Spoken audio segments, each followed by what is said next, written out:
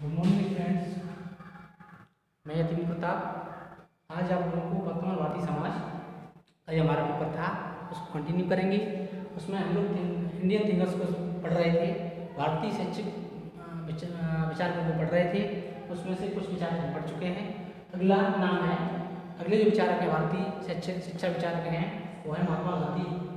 इनको देखेंगे second seven, ठीक है। इनको देखते हैं। अब इनके बारे में हम स्लाइडली क्या करेंगे, थोड़ा सा जीवन परिचय पढ़ेंगे इनका शॉर्टली, क्योंकि हमको बहुत ज़्यादा पढ़ चुके हैं।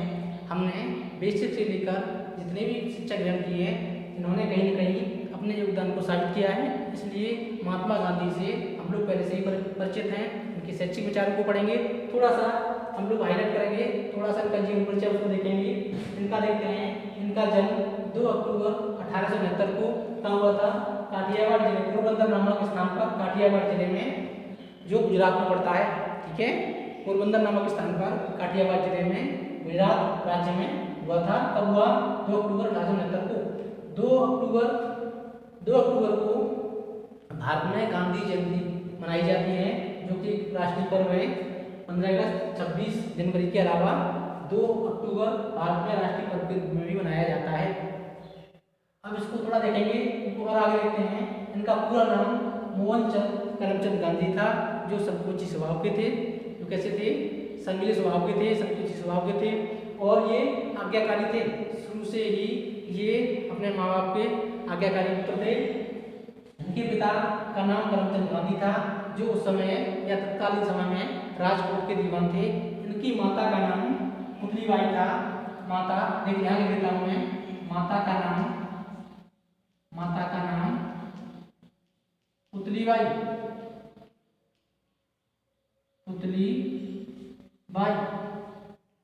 ठीक है। जो धार्मिक महिला थी, जो परोपकारी महिला थी, जो सद्गुणों से भरपूर महिला थी। इनके व्यक्तित्व का इन पर प्रभाव पड़ा, इनके व्यक्तित्व पर प्रभाव पड़ा। तो आगे देखते हैं इसको। इनका शिक्षा दर्शन, ये कुछ चीजें थी हम लोगों ने पढ़ ली है ना, बहुत ज्यादा पढ़ चुके हैं हम लोग। अब इनका शिक्षा दर्शन देखते हैं। महात्मा गांधी क्या थे? महात्मा गांधी पुस्तकीय ज्ञान का विरोध करते थे। महात्मा गांधी पुस्तकीय ज्ञान और जो परीक्षा प्रणाली थी उसका, परीक्षा प्रणाली से संबंधित शिक्षा थी, उसका विरोध करते थे। कहते थे पुस्तकीय ज्ञान से छात्र आत्मनिर्भर नहीं होंगे, छात्रों की एसेंशियल रिक्वायरमेंट्स पूरी नहीं होंगी। अतः पुस्तकीय ज्ञान की जगह छात्रों को व्यवहारिक ज्ञान दिया जाए। जो परीक्षा प्रणाली है वो तत्कालीन शिक्षा प्रणाली दोषपूर्ण है, परीक्षा प्रणाली में भी सुधार किए जाने चाहिए। ये महात्मा गांधी का जो शिक्षा दर्शन था वो इस पर ही बेस्ड था। आगे देखते हैं शिक्षा का।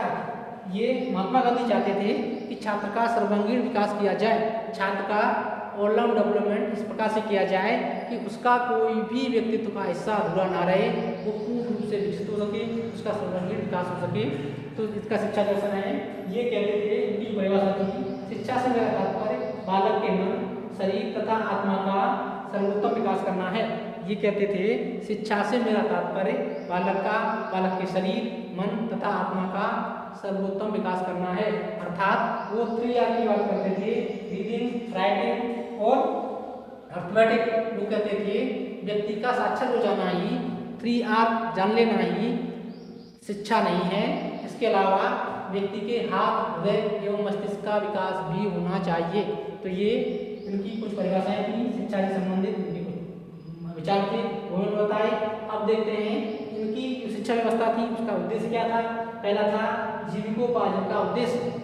महात्मा गांधी, मैंने बताया था, महात्मा गांधी पुस्तकीय ज्ञान के प्रखर विरोधी थे। वो तत्कालीन परीक्षा प्रणाली के विरोधी थे। वो चाहते थे छात्र तभी बेहतर स्थिति में होगा जब वो पढ़ लिख कर अपने पैरों पर खड़ा हो जाए, स्वावलंबी हो जाए, अपनी जो एसेंशियल रिक्वायरमेंट्स हैं उनको पूरा कर पाए। इसलिए वो कहते थे शिक्षा को बेरोजगारी के विरुद्ध एक बीमे के रूप में होना चाहिए। शिक्षा को, दोबारा अपने बोलता हूँ मैं, शिक्षा को बेरोजगारी के विरुद्ध एक बीमे के रूप में होना चाहिए। अर्थात वो चाहते थे शिक्षा छात्र को इस प्रकार दी जाए या बालक को इस प्रकार दी जाए, जब बालक पढ़ लिख कर तैयार हो, अपनी शिक्षा पूरी करे, तब वो स्वयं अपने पैरों पर खड़ा हो, अपने जो भी उसने सीखा है उसके द्वारा वो आत्मनिर्भर बन पाए। तो ये पहला उद्देश्य था। दूसरा उद्देश्य था सांस्कृतिक विकास का उद्देश्य। गांधी जी चाहते थे कि प्रत्येक बच्चे में कल्चरल जो डेवलपमेंट है, जो सांस्कृतिक विकास है या कल्चरल वैल्यूज हैं, सांस्कृतिक मूल्य हैं, उनको विकसित किया जाए। अर्थात छात्र के अंदर संस्कृति को पूर्ण रूप से विकसित किया जाए, उसको आगे बढ़ाया जाए और नवीन पीढ़ी को छात्र बेहतर रूप से हस्तांतरित कर पाएं। तो ये शिक्षा का दूसरा उद्देश्य था। तीसरा था चरित्र विकास का उद्देश्य। गांधी जी कहते थे कि बिना चरित्रवान बने कोई भी छात्र कभी भी विकास नहीं कर सकता। अर्थात विकास के लिए व्यक्ति का चरित्रवान होना आवश्यक है। अर्थात चरित्र ही वह आधारशिला है जो संपूर्ण विकास के मार्गों से होकर गुजरती है। अगला उद्देश्य था सामंजस्यपूर्ण विकास का उद्देश्य। गांधी जी चाहते थे कि छात्र विभिन्न बच्चों को छात्रों का विकास हो और जो छात्र हैं वो किसी भी परिस्थिति से स्वयं को एडजस्ट कर पाए, स्वयं को सामंजस्य स्थापित कर पाए, जिससे समाज में शांति स्थापित हो, समाज में सौहार्दपूर्ण माहौल स्थापित हो, समाज में सहयोग की भावना स्थापित हो, समाज में किसी भी प्रकार का द्वंद्व ना रहे, समाज में किसी प्रकार के संघर्ष ना रहे। इसलिए छात्र जब पढ़कर तैयार हो तो स्वयं परिस्थितियों से, जो भी परिस्थितियां हैं उनसे क्या करे, सामंजस्य बिठा पाए। अगला था नैतिक एवं मानवीय मूल्यों का विकास। गांधी जी चाहते थे कि छात्रों के अंदर नैतिकता जैसी भावनाएं उद्दोलित होना परम आवश्यक है। अर्थात छात्रों में नैतिक भावनाओं का विकास किया जाना चाहिए और नैतिक भावनाओं के साथ साथ उनमें उनके अंदर मानवीय मूल्यों के विकास का होना भी नितांत आवश्यक है। अगला था, इसमें और भी उद्देश्य थे, जो मैंने उद्देश्य थे मैंने आपको बता दिए हैं। अब देख लेते हैं पाठ्यचर्या करिकुलम कैसा हो। गांधी जी चाहते थे कि बुनियादी शिक्षा का जो उन्होंने स्ट्रक्चर किया था 1937 में, वो देश आज़ाद होने के बाद भी लगातार उसको लागू किया जाए।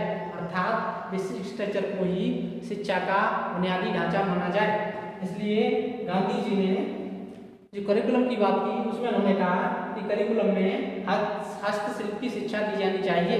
अर्थात क्राफ्ट एजुकेशन की उन्होंने बात की, जिसके अंतर्गत तमाम विषय थे, जैसे कृषि, कताई, बुनाई, गत्ते का काम, लकड़ी का काम, चमड़े का काम, मत्स्य पालन, इन सारी चीज़ों को, इन सारे विषयों को करिकुलम का अहम हिस्सा बनाया जाना बहुत आवश्यक है। तो ये पाठ्यचर्या थी। इसको हम उम्मीद करते हैं आप लोगों ने लिख लिया होगा या नोट डाउन कर लिया होगा। नहीं किया है तो आप लोग नोट डाउन कर लें।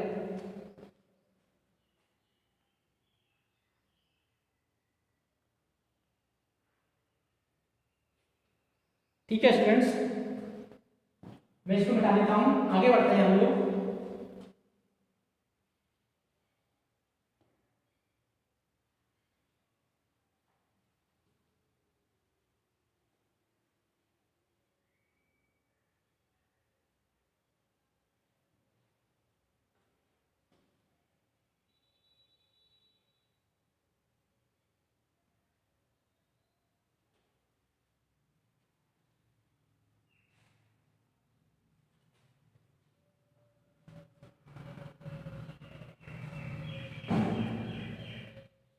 अब देखते हैं शिक्षण विधि।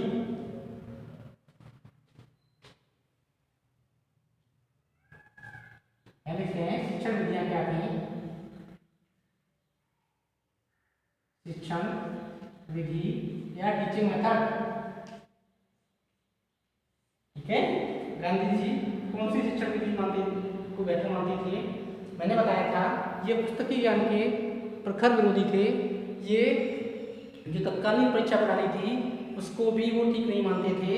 वो चाहते थे परीक्षा प्रणाली में अतिशीघ्र परिवर्तन किया जाए और जो भी पुस्तकीय ज्ञान है उसको व्यवहारिक बनाया जाए।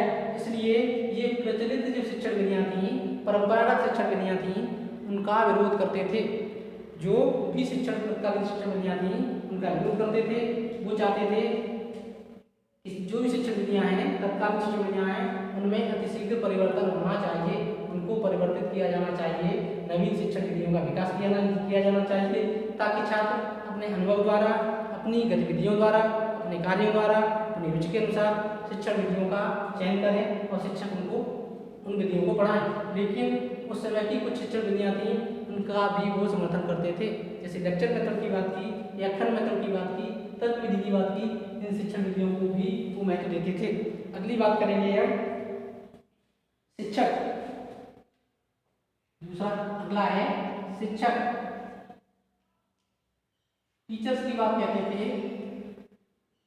गांधी जी शिक्षकों को बहुत महत्वपूर्ण स्थान देते थे संपूर्ण शिक्षा व्यवस्था में। वो चाहते थे छात्र निसंदेह शिक्षा का केंद्र बिंदु है, लेकिन शिक्षक का स्थान भी आज भी सर्वोपरि है। शिक्षक का स्थान है वो बहुत महत्वपूर्ण है। बिना शिक्षक के संपूर्ण शिक्षण प्रक्रिया को आगे नहीं बढ़ाया जा सकता। अच्छा शिक्षण प्रक्रिया या जो शिक्षण प्रक्रिया है बिना शिक्षक के आगे नहीं बढ़ सकती। इसलिए शिक्षक को छात्रों का मार्गदर्शक, उनका मित्र, उनका सहयोगी अनिवार्य रूप से होना चाहिए। और जो शिक्षक है उसको जो शिक्षक है उसको शिक्षा में महत्वपूर्ण स्थान दिया जाना चाहिए। आगे देखते हैं अनुशासन की बात करते हैं। ये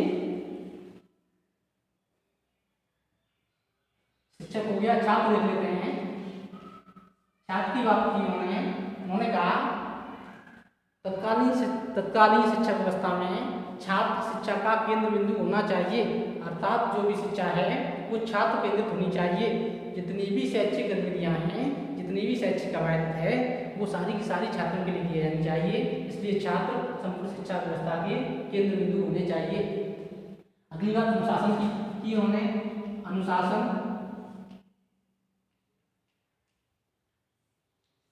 गांधी जी मैंने जैसे बताया था छात्रों को केंद्र बिंदु मानते थे। वो चाहते थे छात्रों को पूर्ण रूप से स्वतंत्रता दी जानी चाहिए। छात्रों को किसी प्रकार से बाह्य दंड नहीं दिए जाने चाहिए। छात्रों को शारीरिक दंड नहीं दिए जाने चाहिए। छात्रों को स्व अनुशासन पर आधारित शिक्षा व्यवस्था को आगे बढ़ाना चाहिए, अर्थात छात्र अपने उन्मुक्त मन से अनुशासन का स्वयं ही पालन करें, आत्मानुशासन का पालन करें या मुक्त अनुशासन की उन्होंने बात की। आगे देखते हैं शिक्षा के अन्य पक्ष। उसमें उन्होंने तमाम चीज़ें बताई। उनका सबसे ज़्यादा महत्वपूर्ण पूछा जाता है बेसिक एजुकेशन प्रणाली पूछा जाता है, अर्थात शिक्षा की बुनियादी प्रणाली। शिक्षा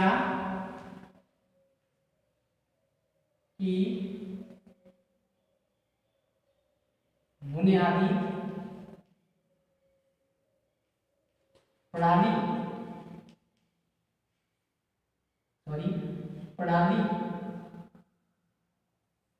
बेसिक एजुकेशन स्ट्रक्चर की बात करते हैं।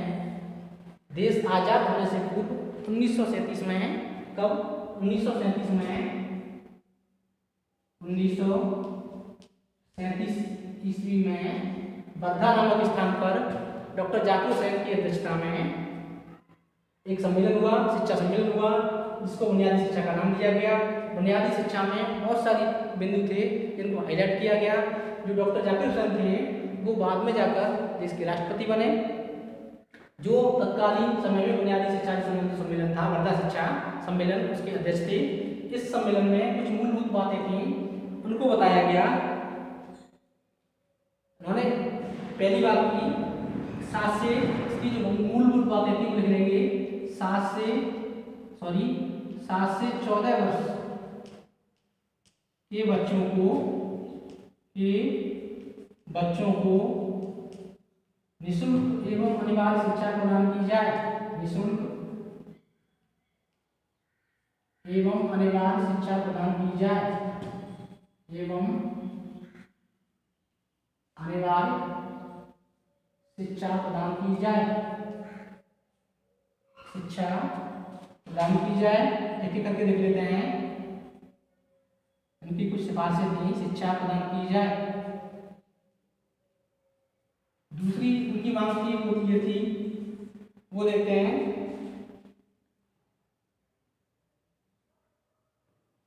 उन्होंने कहा संपूर्ण शिक्षण प्रक्रिया है, संपूर्ण शिक्षण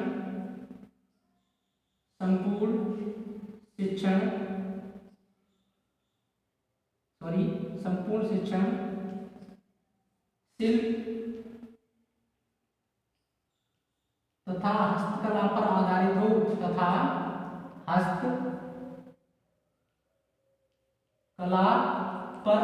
हो।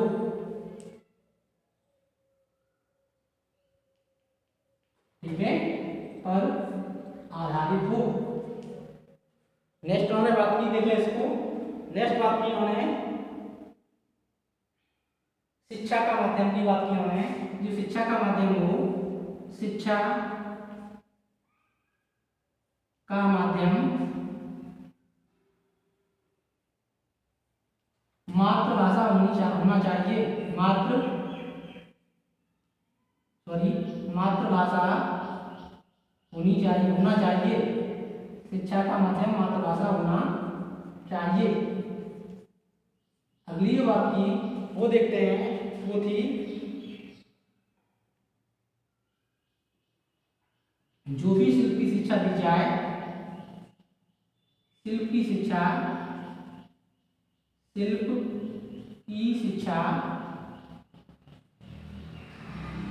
छात्रों के जीविकोपार्जन के अनुसार हो। शिल्प की शिक्षा छात्रों के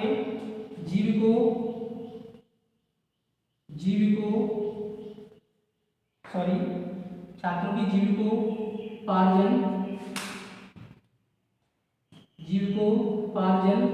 के अनुकूल हो।